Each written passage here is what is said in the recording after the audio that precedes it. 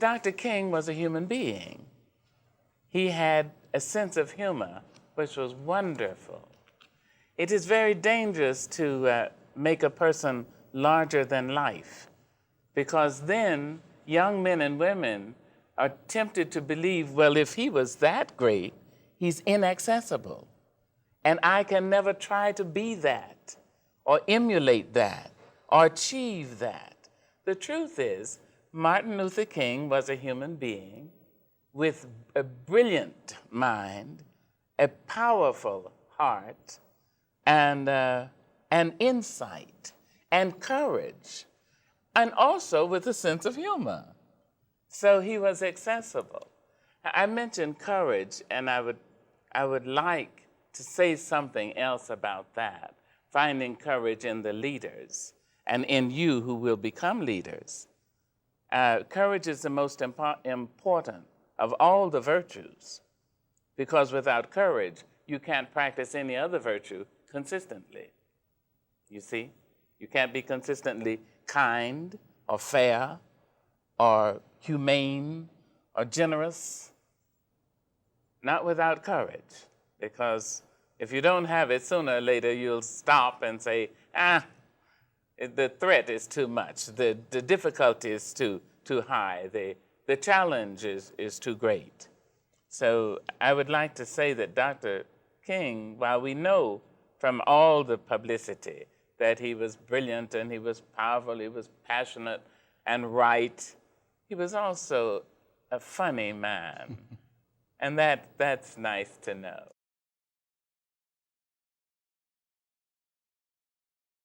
He was very young and very personable, so that he was really humble. And I want to speak also about that. I don't think modesty is a very good virtue, if it is a virtue at all. A modest person will drop the modesty any minute, you see. It's a learned affectation. But humility comes from inside out. Humility says, there was someone before me. Someone found the path. Someone made the road before me. And I have the responsibility of making the road for someone who is yet to come. Dr. King was really humble, so that he was accessible to everybody. The smallest child could come up to him. The most powerful person could come up to him. He never changed. You know, I mean, if somebody very rich and very powerful said, Dr. King, I want to speak to you, he was the same person to that person as he would be to one of you who is 16, 17, would say, Dr. King, he was still accessible, gentle, powerful, humble.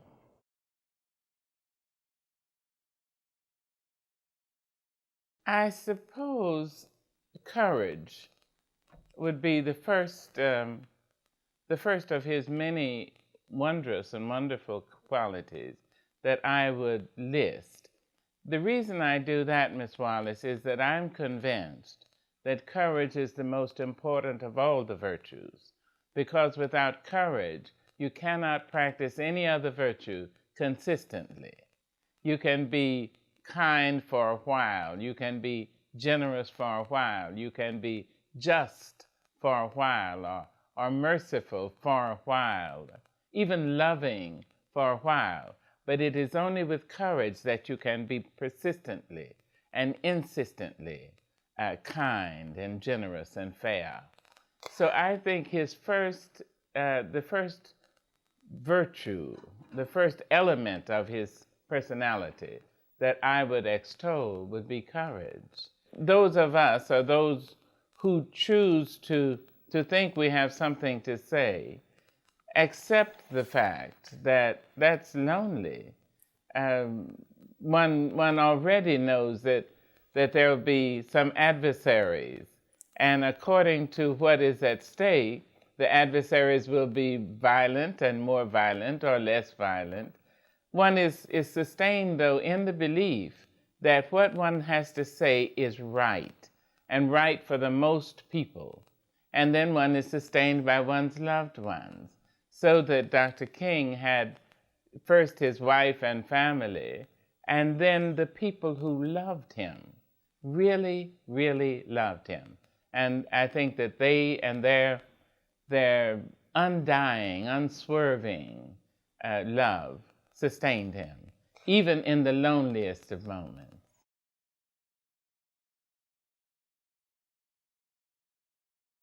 Intelligence, a very profound intelligence.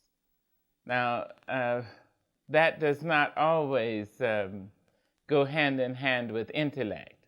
With Dr. King, it did. But I point out that intelligence is a separate gift for the benefit of students, so that they may think of themselves as intellectual and not very intelligent, or intelligent and not very intellectual. One hopes, of course, that they try to bring the two virtues, the two elements, into their lives at the same time. Dr. King was profoundly intelligent. That is to say, he was able to see, to examine, to analyze, to evaluate, to measure the climate of the times, the expediency of his calling, of his ministry. That's intelligence. Now, intellect, of course, helped him to be able to explain what he saw with grace and eloquence and wonderful quotations, whether from Paul Laurence Dunbar or Longfellow.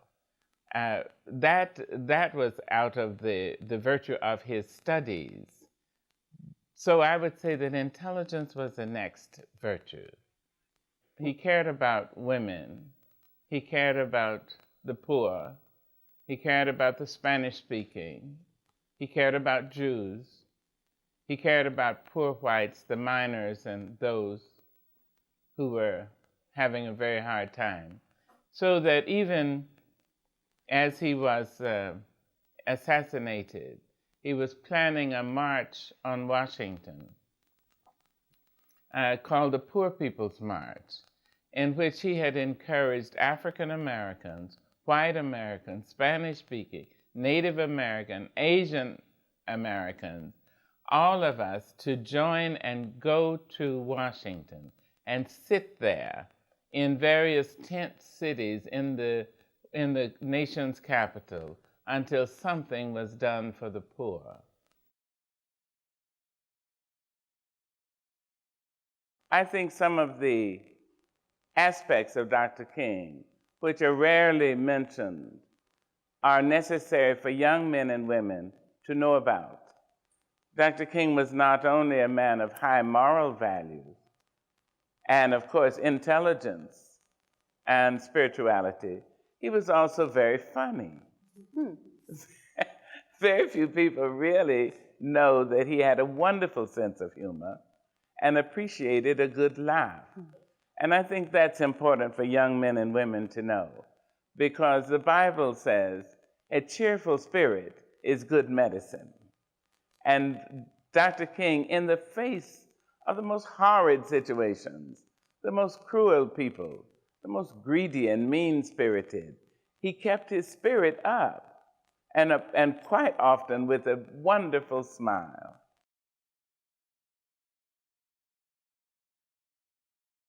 It is not a past tense for me. Dr. King continues to impact upon my life as he does upon the lives of many people in the world. A dream, an idea never dies. It might go in or out of fashion, but it remains. And so his idea of fair play and justice still impacts upon me. He was a friend of mine. I worked with him, and Mrs. Coretta Scott King is a sister friend of mine today. So we are in sisterly touch, and the ideas which he embodied and subsequently gave to the world are ideas I'm still trying to flesh out in my own life. I'm trying to be that fair person, that kind person, that generous, courageous person, that loving person that Martin King was and encouraged us to become.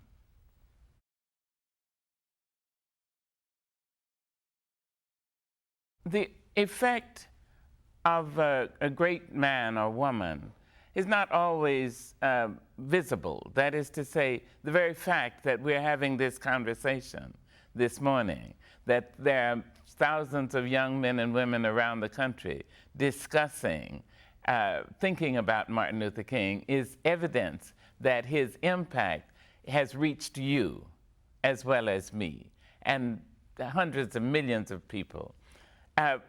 What it will mean, I pray, is that out of this kind of discussion and the various celebrations you will have and you have had, out of these celebrations, there will come an idea which may have its birth in your mind, Rosemary, and you may decide to make life better just for a minute and just in the place where you are.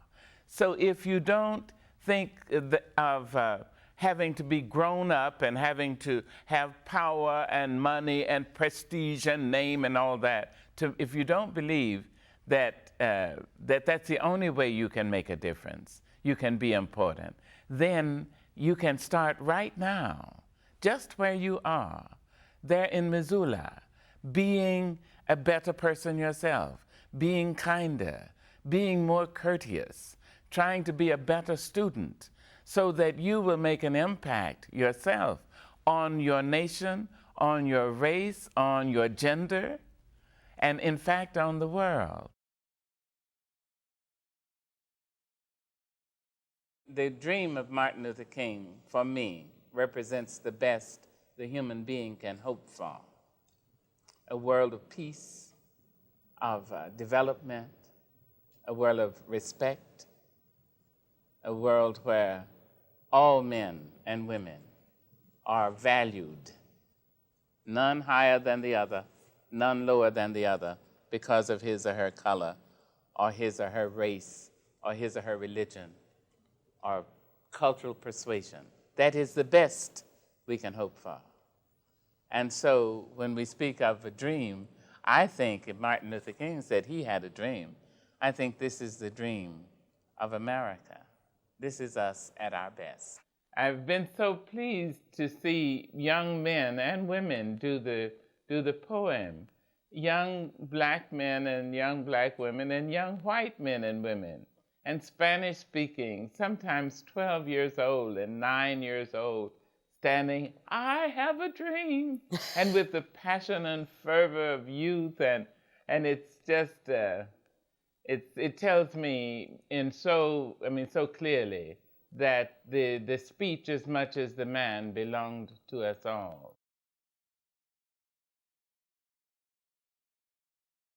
The music of the I Have a Dream speech is a replication of the music which comes out of the mouths of the African-American preacher, singer, blues singer, jazz singer, rap person. It is it's so catching, so hypnotic, so wonderful that as a poet, I continue to try to catch it, to catch the music. And if I can catch the music and have the content as well, then I have the ear of the public. And I know that that's what Martin Luther King was able to do, not just in the I Have a Dream speech, although that has become a kind of poem which is used around the world, but in everything he said. There was the black Southern Baptist or Methodist preacher singing his song, telling our story, not just black American story either, but telling the human story. And I mean, that if as a poet I can replicate that, I'm okay, Jack. I have a dream that one day this nation will rise up, live out the true meaning of its creed. We hold these truths to be self-evident, that all men are created equal.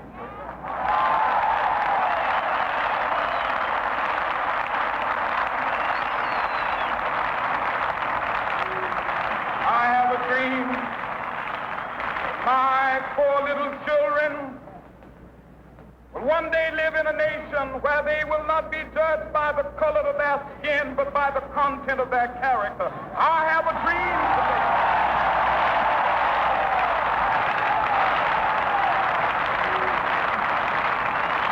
With this faith, we will be able to work together, to pray together, to struggle together, to go to jail together, to stand up for freedom together, knowing that we will be free one day.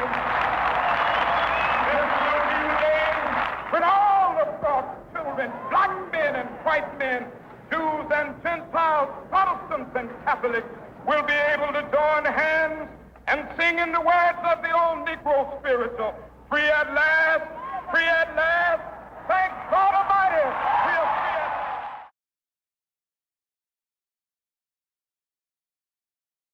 The substance is the issue which most moves you. If it is a love for civil rights, then that is the substance. How you get it over, you should be able to change style the same way you change your jackets. Yes. That is to say, in one circumstance, you might need to preach. In another circumstance, to get your idea over. In another, you may have to tell a joke. In another, you may have to sing some long, lonesome blues.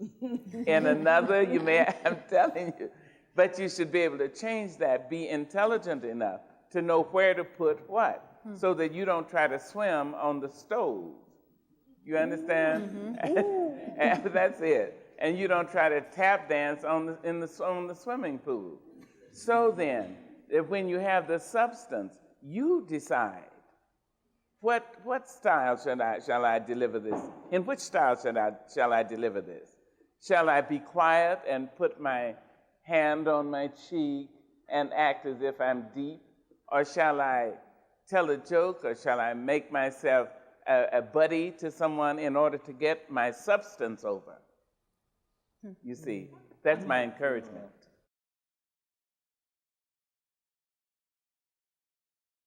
Well, there have been so many, and I hope still many. Certainly working for Dr. Martin Luther King was very important to me. Becoming a brother, developing a brother-sister relationship with Malcolm X has been very important to me. Being friends with Dr. Janetta Cole has been very important to me. The sisters and brothers that you make give you the materials with which your character uses to build itself. It is said that some people are born great, others achieve it, some have it thrust upon them. In truth, the ways in which your character is built have to do with all three of those. I'm not gainsaying geneticism, but those around you, those you choose, and those who choose you help you. But let me add this too. I'm a very religious person. And so it is the presence of God, the constant, unwavering, unrelenting presence of God, which continues to help me to keep a character which I'm proud to show to young men and women. And I will be, I hope, not too ashamed to meet my Maker in the final move.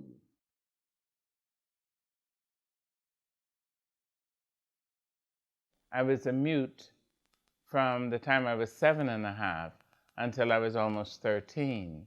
I didn't speak. I had voice, but I refused to use it. My grandmother, who was raising me in a little village in Arkansas, used to tell me, "Sister, Mama don't care about what these people say. You must be an idiot. You must be a moron. Mama don't care, sister. Mama know when you and the good Lord get ready, you're going to be a preacher." Well, I used to sit and think to myself, poor ignorant Mama. She doesn't know I will never speak, let alone preach. It has devolved upon me to not preach, as it were, but to write about morals, about hope, about desolation, about pain and ecstasy and joy and triumph in the human spirit. So It seems to me that is my calling, and I write about it for all of us, because I know that human beings are more alike than we are unalike.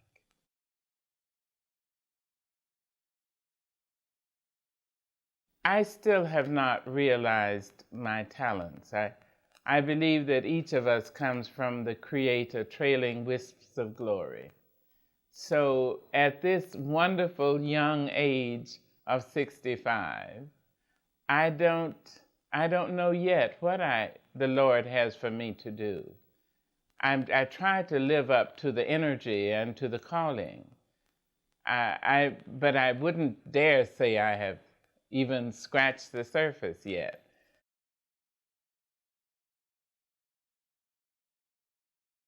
A Black person grows up in this country and in many places, knowing that racism will be as familiar as salt to the tongue, and that also it can be as dangerous as too much salt. I think that you agree that you must struggle for betterment for yourself and for everyone. It is impossible to struggle for civil rights, equal rights for Blacks without including whites, because equal rights, fair play, justice are all like the air. We all have it or none of us has it. That's the truth of it. I was very young in that little village in Arkansas, and there was a movie house downtown. Downtown consisted of one paved street. There was a movie house, and the girl who worked selling tickets lived on land my grandmother owned. And I knew for a fact that she and her family hadn't paid any rent for 3 years. They lived behind the town on our land. I went up to get a ticket. I may have been about 8 or 9. My grandmother was very religious and didn't believe in the movies. But once she allowed me and my brother, every now and again, we went up to get a ticket, and the girl took my dime, and she wouldn't put her hand on it.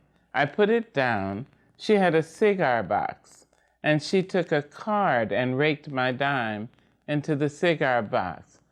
Now, the white kids got tickets. She took their money, and she gave them little stubs. She didn't give us anything. She just motioned, which meant that we had to go up the side steps, outside steps, and crawl through a really crummy little door and sit pitched on these 3 or 4 benches to watch the movie. And all because I was Black. And I thought, well, I don't think I'll be going to the movies a lot. So I decided to boycott the movies. But that was the first time I can remember. And I must have been about 8 or 9. But mostly we lived on the Black side of town, and we didn't see other people very much. I cried a lot, and my brother, who was, well, he's always been the genius in my family. My family came closest to making a genius when they made my brother. He was 1.5 years older than I, and he told me they were stupid, they were ignorant, they were foolish. It didn't really, I mean, I agreed with all that because I knew he was smart, he would know, but it didn't diminish the hurt. I knew that if I was blonde and white-skinned, that wouldn't happen to me. It happened to me, Maya, who was Black.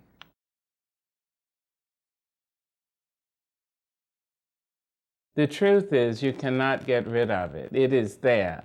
What you can do is put positive things in there along with the negative. But it's a given that you will remember that the rest of your life.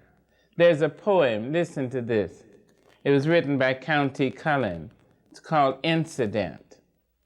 Once riding in old Baltimore, head filled, heart filled with glee, I saw a Baltimorean keep looking straight at me.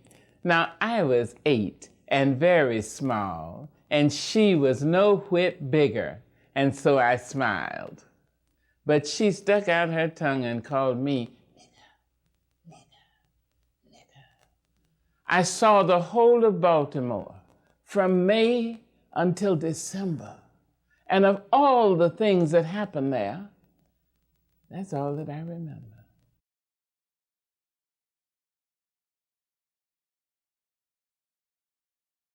People feel guilty, and guilt is stymieing. Guilt immobilizes. Guilt closes the air ducts and the veins and makes people ignorant. And so because they're guilty, they can't just say, listen, I feel guilty about your past. I feel guilty that you have lived this life of slavery and blah, blah, and this. I feel guilty. So what they do is they say, I'm going to smash your face. I'm going to trip you when you start running down the hill. I'm going to keep you out of my neighborhood because I can't come face to face with my guilt. In many cases, that's what's operating underneath.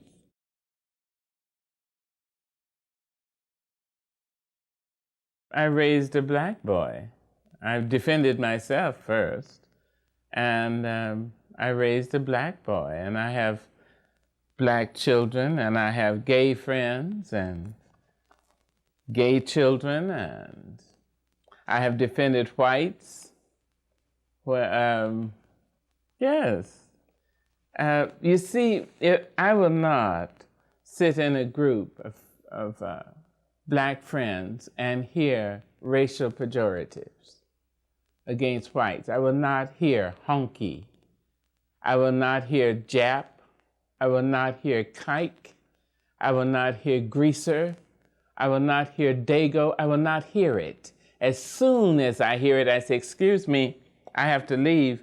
Sorry. Or if it's in my home, I say, you have to leave.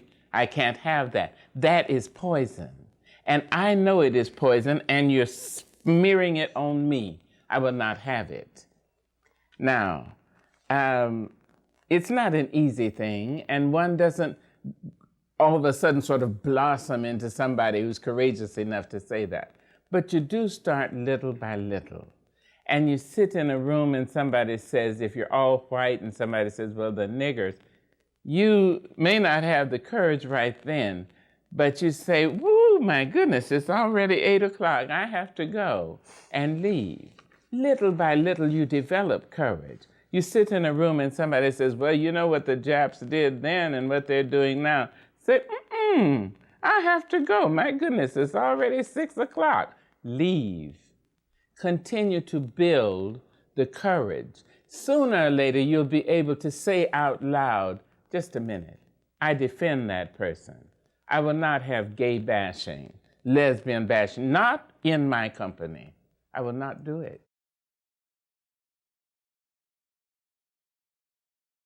When we talk about racism, we have to see that we're not just talking about acts against blacks. We're talking about vulgarities against any human being because of his race. This is vulgar. That's what it is.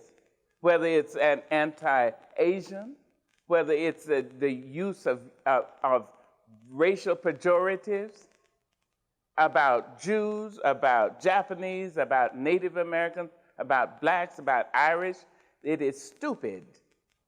Because what it is really is it is poison. It poisons the spirit, the human spirit.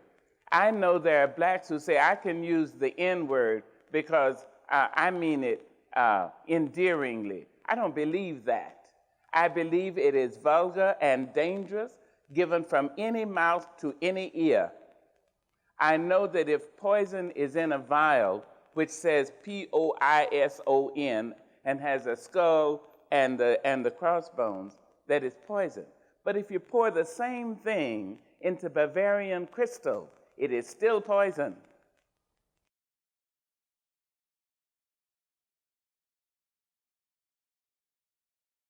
There's a line in Hamlet in which Hamlet's stepfather, who is really his uncle, is being berated by Hamlet, and Hamlet says, and the king said to Hamlet, "You must remember, every father had a father." Now what that really means is your parents are repeating what their parents told them, and their parents told them what had been told to them. Obviously, young man, you are breaking the mold. Thank God for that. So that when you have children, you will not tell the children what was told to you. This is the hope we have. This is why young people are the best we have and all we have. We have prayers and need and just terrible yearning that you young people will be able to break the mold.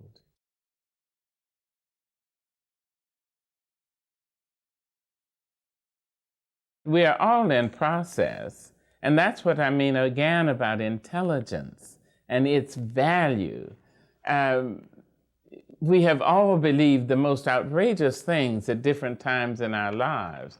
And as the position became untenable, as we saw through that position we were holding, here's where courage comes in. To be able to say everybody, you know what I said yesterday?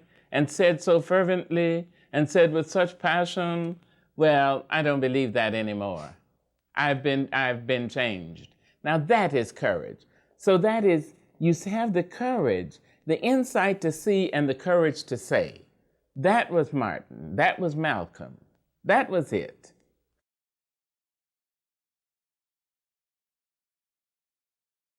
There was a time when Malcolm espoused the belief that all whites were blue-eyed devils, but he took his life in his own hands when he said publicly that he had been to Mecca, and there he saw blonde, blue-eyed men whom he could call brothers. He said, "So everybody, what I said was wrong." Now that took an incredible amount of courage to say that, because after he said it, he didn't live very long. He was killed after he said that, but he did see it and he said it. And that has to be, one has to salute him. At first, Malcolm X and Martin Luther King were much more alike than they were unalike. Their methods of achieving the ends were different. Martin Luther King had been influenced by Mahatma Gandhi and the concept of nonviolent struggle. Malcolm X had been influenced by the head of the Nation of Islam, Elijah Muhammad, and of course had lived a different life too, had lived in the streets and in prison. So his modus operandi was a different one than Martin Luther King. But essentially, at heart, they were very much alike. They wanted the best for their people. Now, Malcolm said for his people, but he changed too. And if you read the autobiography of Malcolm X by Mr. Haley, you will see toward the end of the book where I am mentioned in the book. Because Mr. Malcolm X came to Africa, and I was able, along with others, to help him to meet all the Africans of power in Ghana at the time.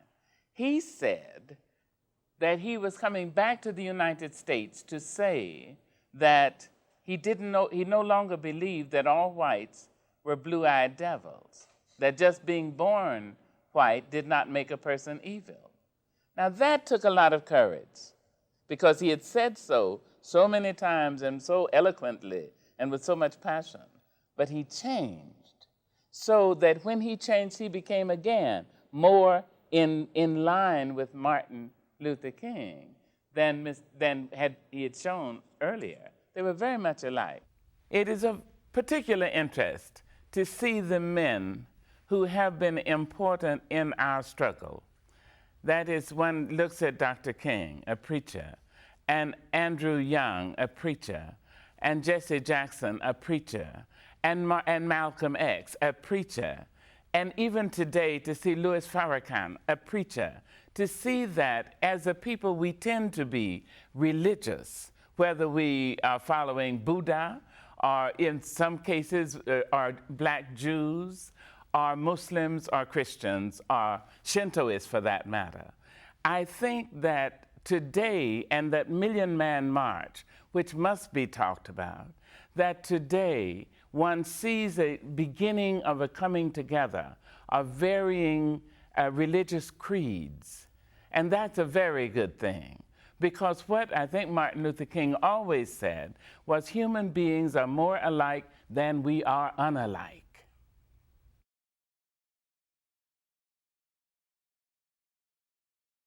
I think affirmative action is affirmative action. I think it's good for the country. I think it seems on the face of it to be good for the minorities. But the truth is, it's good for the country. If the playing field was level for all people, then we wouldn't need affirmative action. But it's been terribly unlevel, terribly unfair for centuries. And in an effort to level the playing field for all people, we need Head Start and affirmative action and other attitudes and positions which will really cause us to see our nation as our nation and to cause us to be seen, at least striving for the level which the forefathers said they strove for. It is very important.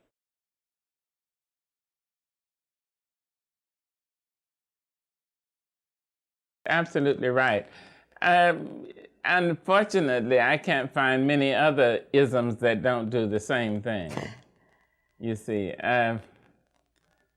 So there is something, we are so new as a creature. I mean, we're the last group made, you know, and we just got here. The reptiles were on this little blob of spit and sand for 200 million years, and we just sort of grew this opposing thumb about 25 million years ago. So we're very new and very rude and very crass and shallow. And the only way we know to improve ourselves, for the most part, is by standing on somebody else's neck, not on their shoulders, but on their neck. And so I'm not asking for patience. Fortunately, it's given to young people to be impatient. If we weren't, we'd still be in the trees. Madame Sun Yat-sen said we still are in the trees.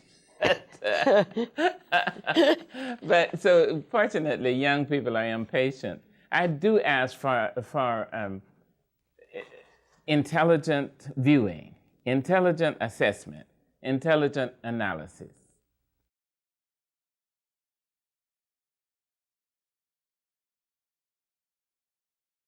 I think that the Rodney King beating came out of the bad race relations.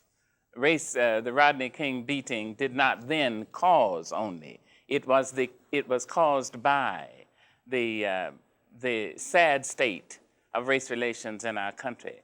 And I'm afraid that a number of people can be charged with the sad state of race relations in our country.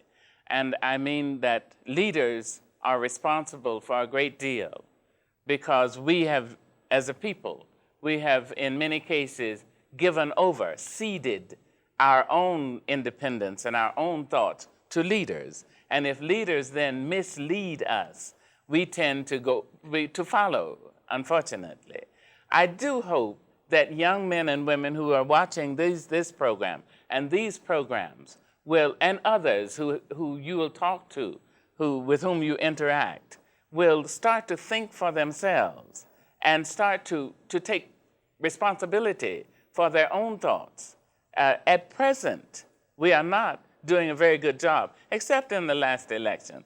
We haven't done a very good job of thinking for ourselves. And so we've allowed ourselves this actually horrendous climate in which synagogues are vandalized, in which Asians are beaten, in which Native American, in which gays are bashed, in which single white boys are beaten, rapes are at an escalated level, but something terrible has happened, and so it is up to you. There it is.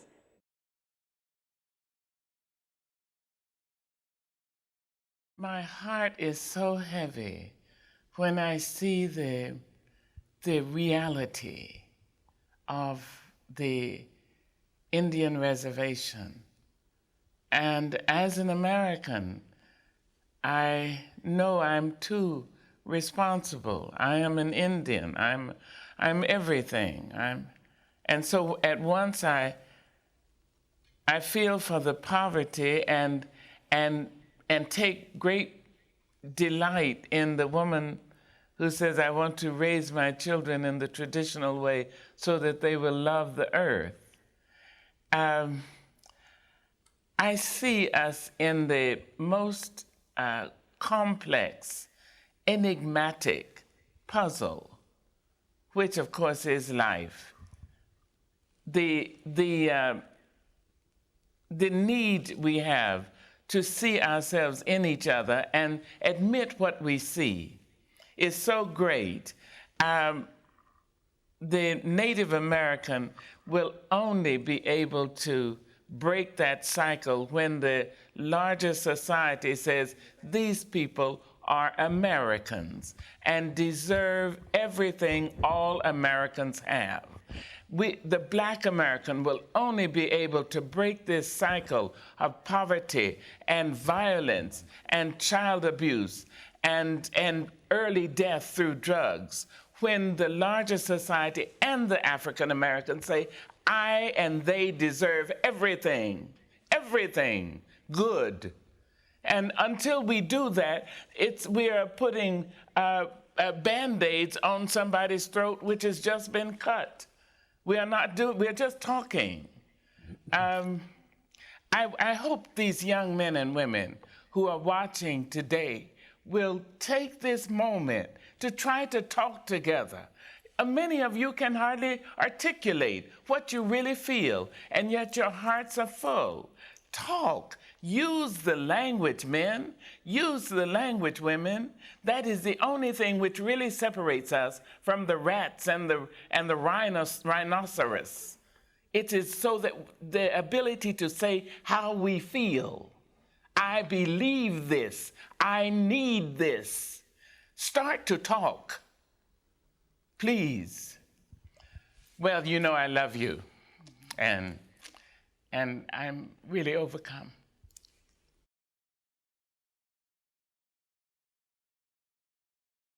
I don't know if we have really realized the dream yet. With the recent escalation of hate and violence and racism, I don't think it's fair to say that the dream has been realized. I think what we are obliged to do, rather, is continue to remember the dream and continue to tell the children, all our children, that this is what has been dreamed for them. I think it is imperative that we take small Black children and small white children and small Spanish-speaking children and small Asian children, take them into our laps, take them into our classrooms, take them into our homes, into the churches and synagogues and temples and mosques and tell them that this is their country. It belongs to everyone equally. This is important. Tell them that they have already been paid for. It is very important for them to know that, so that they can feel, oh, the welfare of this country depends upon me thinking, and thinking deeply, and thinking correctly, and thinking fairly.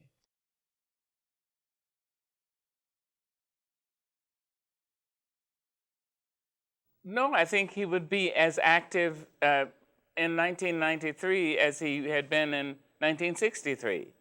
I think that it is not what the statement is. In evil times, the only place for a moral person is on the ramparts, in jail, or in exile. And so certainly when other human beings' rights are being denied, Dr. King, and I would add Malcolm X, and I would add Medgar Evers, and certainly some of the most activists active of the Kennedys, and a number of other people, Fannie Lou Hamer and others, would be marching or whatever would be effective at this time. Marching might not be the thing for 1993. There might be a necessity to devise a new and other way to deal with inequities in our society. But I'm sure that Reverend King would be doing whatever was necessary and whatever would be effective.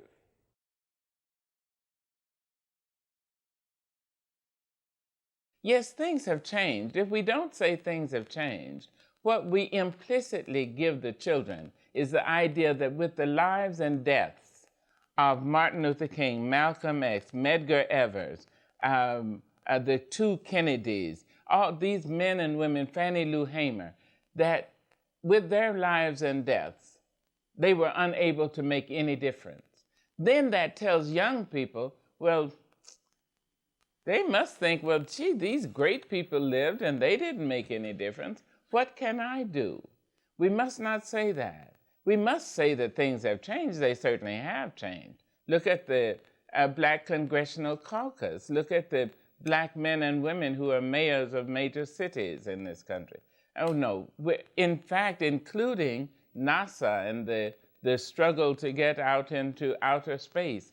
Though one of our great astronauts was tragically killed in the accident, there was a Black astronaut. One of the leading open heart surgeons in the country is a Black American.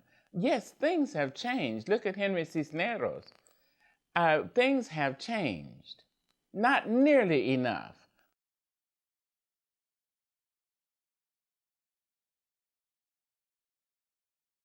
Let me say that not only would Dr. King be disappointed and hurt, but I would imagine so would Malcolm X, and so would W.B. Du Bois, and so would Marcus Garvey.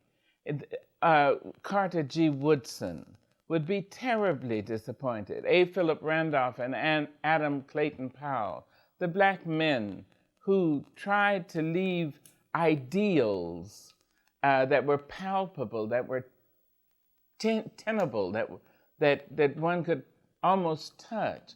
These men would be terribly disappointed because they meant to leave ideals for young Black men to emulate, to not imitate so much as to appreciate.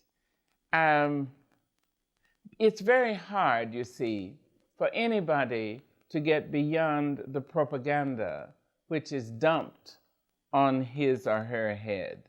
If a person, any human being, is told often enough, you are nothing, you are nothing, you account for nothing, you count for nothing, you are less than a human being, I have no visibility of you, you are nothing. If any person is told that often enough, the person finally begins to believe it, and not only believe it, to say, you think I'm nothing, I will show you where nothing is, and becomes even lower than he or she is accused of being.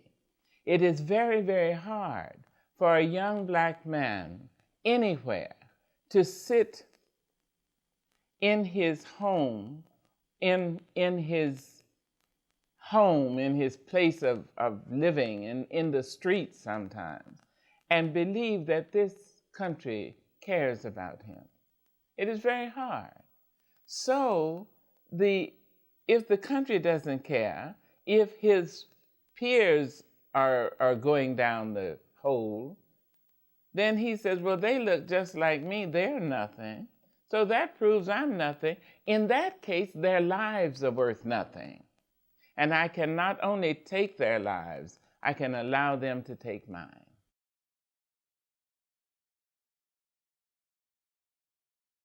People will very often try to respond to you on the level on which you address them. So if you say, aren't you wonderful? Aren't you splendid? My goodness, you're beautiful. Oh, you're so bright. People will try, even if they're not, they really will try to lift themselves up to that. On the other hand, if you say, you know, you're a dog, you really are so low, you'll never be anybody. In fact, you're nobody now and you never have been.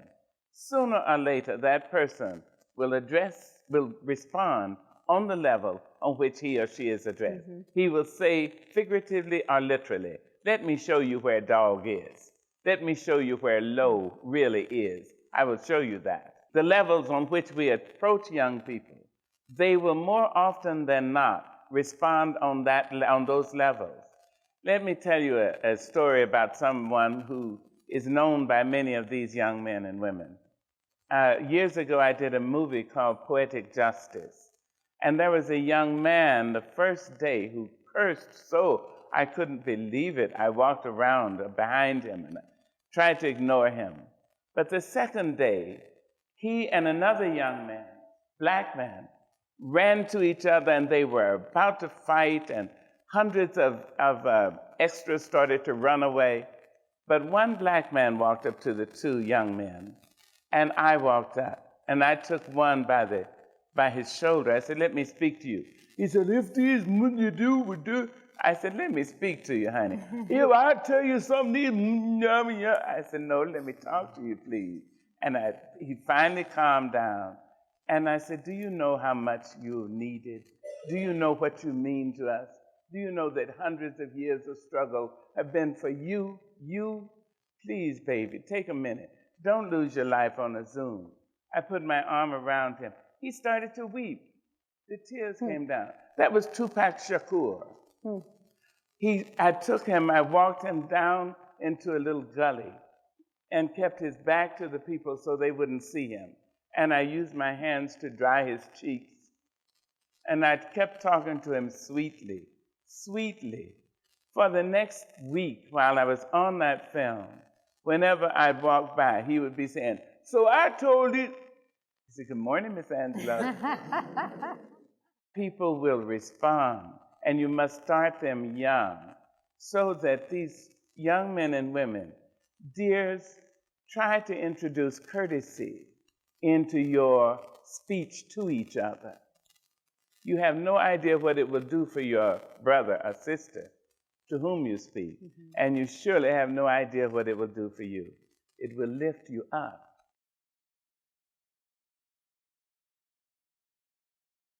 Well, my feeling for teenagers and adults, too, is that we should get rid of the handguns. We should leave ourselves a chance to survive. The children, it's so easy to see the violence on television, excuse me for this, and in the movies, and hear it almost extolled. Here's a Terminator. I can terminate your life. I can end your life. And then to think that they have within their grasp a Saturday night shooter, or whatever they're called, or something much more profound, much more large and more dangerous than that, one of the big magnums. They have within their grasp that weapon, and somebody says, I don't like you. And it comes to this 14 or 15-year-old's mind, I can terminate you. Boom.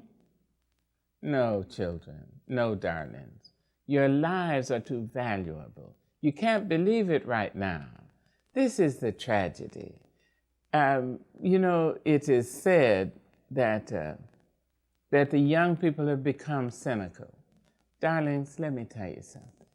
One of the saddest things in the world is to see a cynical young person, because it means that he and she have gone from knowing nothing to believing nothing. It is so sad. We need you so desperately. Not enough adults have told you, You are all we have. Everything we've done, negative and positive, has been for you. You are all there is for us. And not enough adults tell you that. But we should tell you that every morning, while you're brushing your teeth, while you're pulling on your jeans, while you're having your breakfast, while you're on the bus, on the streetcar, on the subway. Some adults should be telling you, darling, you're the best we've got and we need you.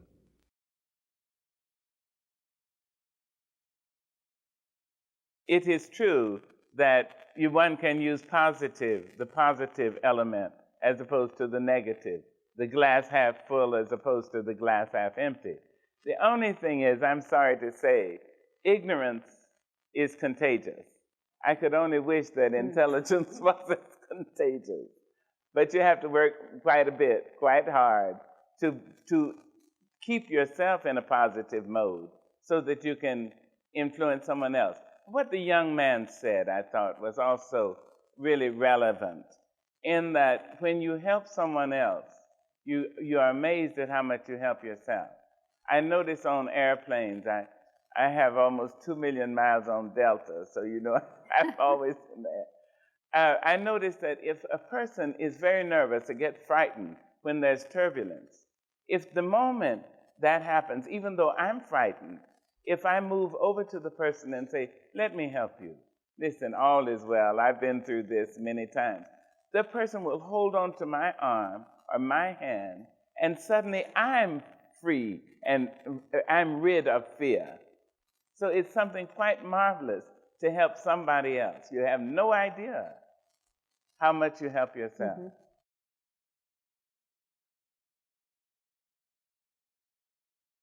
It's so painful to see it and to hear it and to be victimized by it, because there's hardly any black family which can't tell a story of somebody to whom they're related, either being victimized or victimizing.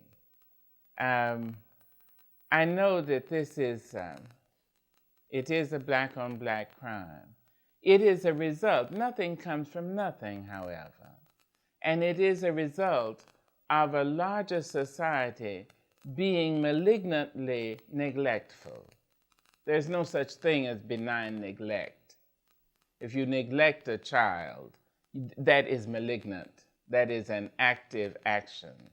And the people in the black community and the black community entirely has been victimized by neglect. Now, there are always those in any society who will be able to, by virtue of energy, the good luck to be in a particular place, maybe intelligence, not always intelligence though. That person or those persons may be able to climb up that sheer wall of ice, get footholds, knock pitons in, and climb up somehow. And of course, when that person climbs up, the larger society is apt to look at them and say, well, you see, he did it. Why don't you? To all the others who either were not lucky, did not have that particular blessing to be in that place at that time, did not have all that energy, but deserves to reach that high level as much as anyone else. So I cannot leave the black on black crime in the black community alone.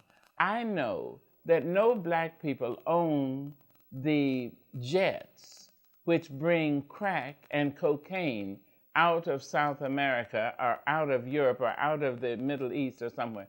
They don't bring it, but somehow it finds its way into the black community. At some point, the thinker must think, why is this? Who brings it? Who really benefits financially?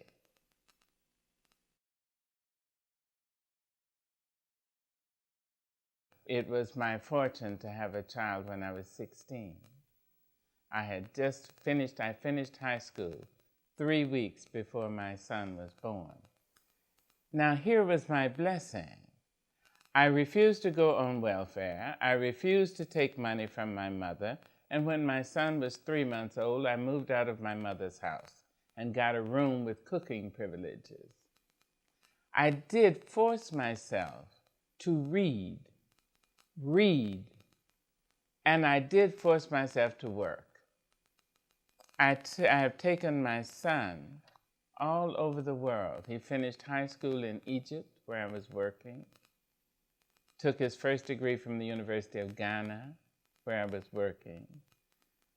I realized this, and this is what I have to say to the young women who already have children.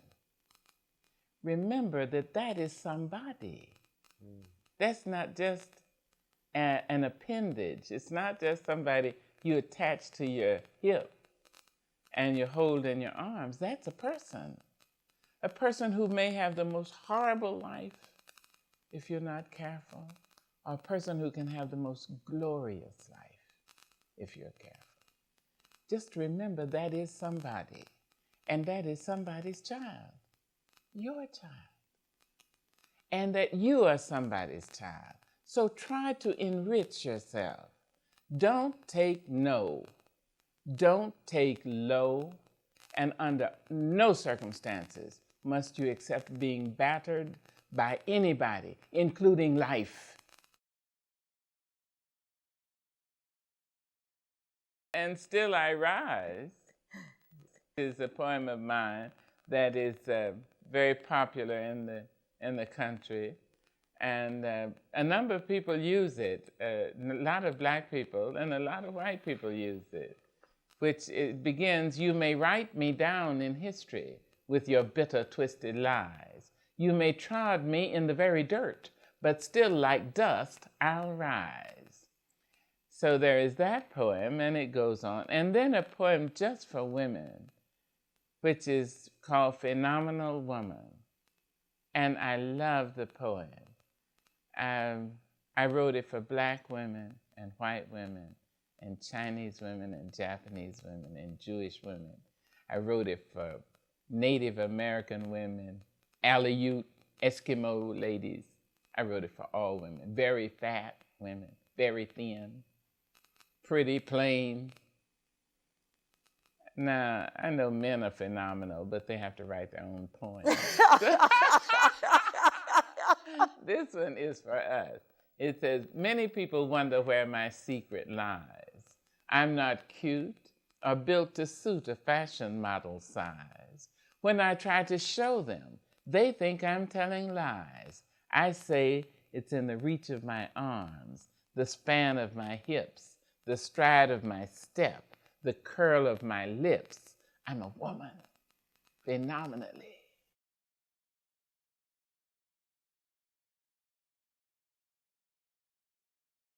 Absolutely. If you have a pencil or a pen, please take these down. Take down A Negro Love Song. That's Paul Laurence Dunbar. Mr. Dunbar wrote this poem in 1892. It could have been written last week for Queen Latifah or MC Hammer or Salt and Pepper. LL Cool and the Gang or whatever there. Just listen to a couple of lines. It says, the man is speaking, but this is a woman's poem. It says, "Seen my lady home last night. Jump back, honey, jump back. Held her hand and squeezed it tight. Jump back, honey, jump back. Heard her sigh that little sigh. Saw that light gleam in her eye. Saw a smile go flitting by. I say, jump back, honey, jump back." Woo! Also get, Paul Laurence Dunbar, also get Little Brown Baby. Okay? And let some of the girls do it. Little brown baby with sparkling eyes, come to your papa and sit on his knee. What you been doing, sir? Making sand pies? Look at that bib, you as dirty as me.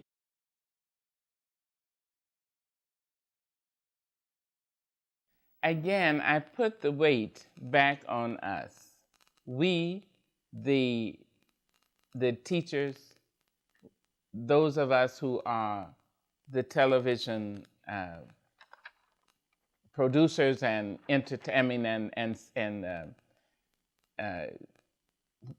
speakers and interviewers, the professors, the parents. We have to broaden our thinking. We must do to include all the children. You see, there are Asian children watching. Those children need to know that they have already been paid for.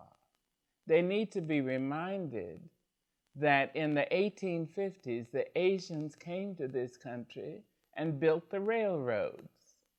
They need to know that for centuries, for decades, they were unable legally to bring their mates. They need to know that they have been paid for. They need to be encouraged to read Kinzaburo Oe and Kobo Abe and Janice Midikitani and Maxine Hong Kingston, Ishiguro. They need to be encouraged to read so that they can say, oh, wait just a minute. I'm not here at anybody's sufferance. This is my country. The truth is very important. No matter how negative it is imperative that you learn the truth. Not necessarily the facts. I mean, that can come. But facts can stand in front of the truth and almost obscure the truth. It is imperative that students learn the truth of our history. However sad, however mordant, however terrible, we must know it. The only way out of something is all the way through it. You must see it, read it, study it, and then you can pass through it. You see, it is imperative that young white men and women study the Black American history. It's imperative that blacks and whites study the Asian American history. You should know that the Asians built these railroads, that they were brought here, as Maxine Hong Kingston said, to Gold Mountain in the 1850s and 1840s, unable legally to bring their mates for 8 decades. It's important that you know that. Otherwise, how can you make friends? Only equals make friends. You see? You need to know what happened in Russia and in Poland and in that area. You must know it because you are living next door to being taught by or going to teach or marry somebody who is a descendant from that group of people. You need to know it. Don't hesitate to learn the most painful of aspect of our history.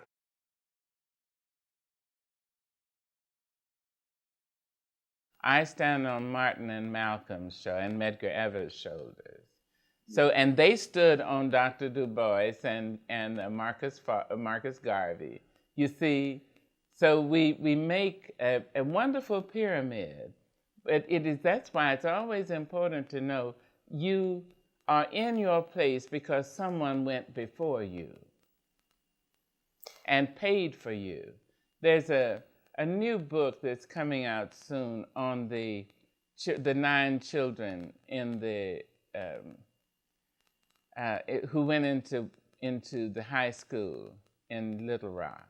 It's called Brave Warriors Don't Cry or something like that. It's going to be out in a few months. It's an incredible book, and I would encourage it for all young men and women, all, just to read what it's like to be 15 and try to go to a school where people are shouting and screaming at you and throwing things and saying how awful you are and that you stink, and then to persevere, to somehow continue, keep your head up, your chin out, and walk on in. It's a marvelous book.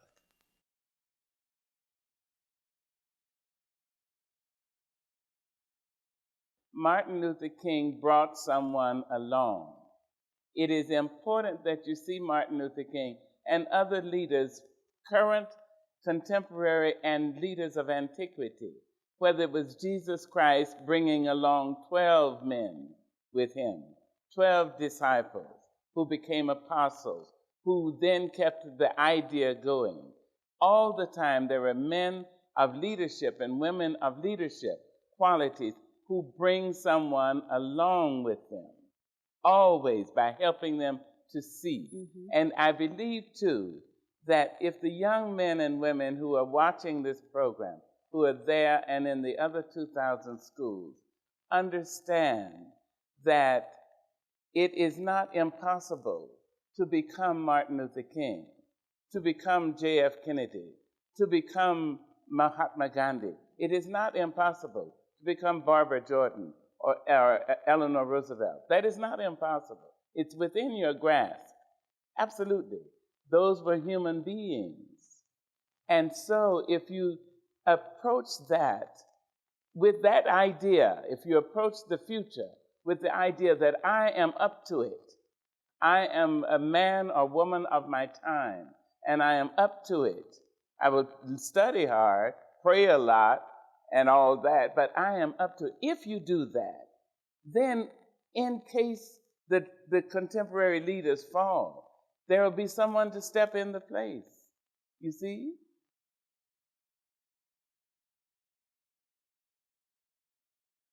I don't think that the world ended as tragic as it was when Reverend King was assassinated. Young men and women are preparing themselves now for the burden and the glory of being great. And you can't say where the person will come from. She may be growing up in a condominium in Hilton Head, or he may be growing up in a log cabin in Charlotte, North Carolina, or in Virginia where you are. He may be Asian, he may be white, he may be black, she may be Native American, she may be Spanish speaking, she may be blonde, she may be black skinned. She'll be an American. That'll be hot. Yes, she'll be an American, trying to live it at the highest level. So don't become disheartened. Just create yourself. Have enough courage to invent yourself.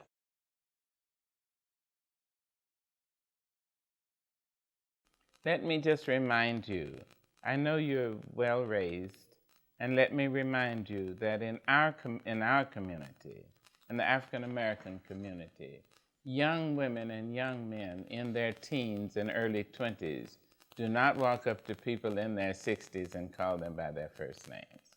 That's one, you know that.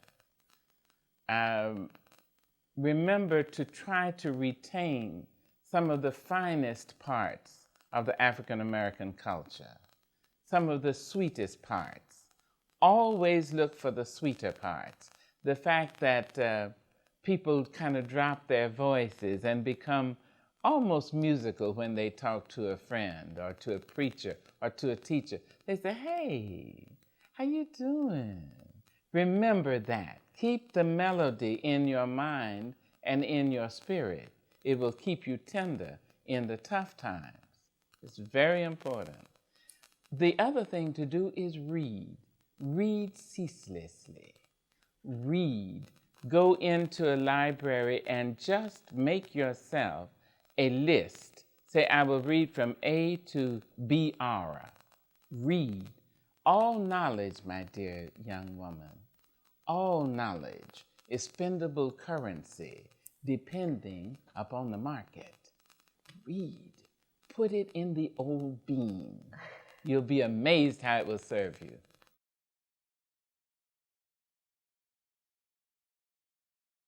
When you know you are of worth, not asking it, but knowing it, you walk into a room with a particular power. When you know you are of worth, you don't have to raise your voice. You don't have to become rude. You don't have to become vulgar. You just are. And you are like the sky is, like as the air is, the same way water is wet. It doesn't have to protest.